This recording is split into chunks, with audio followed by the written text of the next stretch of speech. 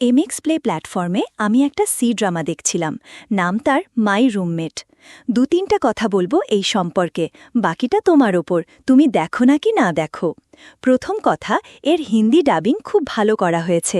আর মোটামুটি এই ড্রামাটাকে বলতে পারি টিনেজারদের সিলি টাইপ, কলেজের রোম্যান্স আর ছোটখাটো ঝগড়া একই সাথে একে অন্যকে ভালোবাসার সেই থিমগুলো এখানে দেখতে পাও।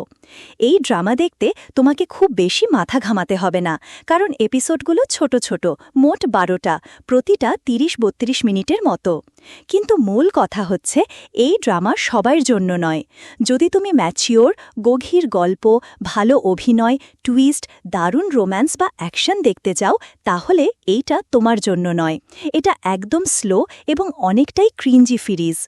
গল্পটা একটা মেয়ের, যার ২-৩টা বন্ধু কলেজে পড়ে এবং মামার সঙ্গে থাকে। হঠাৎ তার লাইফে একটা ছেলে আসে যার নাম জিলো।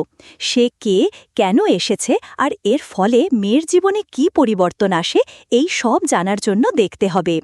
মেয়েটা এমন একটা চরিত্র যে একদম বিরক্তিকর রকম, এবং সিরিজটা কিছুটা কষ্টদায়ক মনে হতে পারে। আমি জানি অনেকেই হয়তো সিরিজটা পছন্দ করবে, কিন্তু আমার টার্গেট অডিয়েন্স না, কারণ আমি এত সিলি ড্রামা পছন্দ করি না। সার্বিকভাবে যদি তুমি ফাঁকা সময় কাটাতে চাও আর হালকা একটা কলেজ রোম্যান্টিক টিন ড্রামা দেখতে চাও, তবে একবার ট্রাই করতে পারো।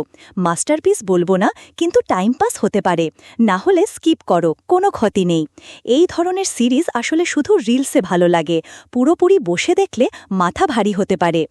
আমার কাছে এটা ছিল বিড়ম্বনাময় অভিজ্ঞতা, তাই আমি এই সিরিজকে দিচ্ছি ৬-১০ স্টার। যদি দেখো, কমেন্টে জানিও কতটা মজা পেয়েছো। ভিডিও পছন্দ হলে লাইক দিও, চ্যানেল সাবস্ক্রাইব করো। আবার দেখা হবে পরের ভিডিওতে।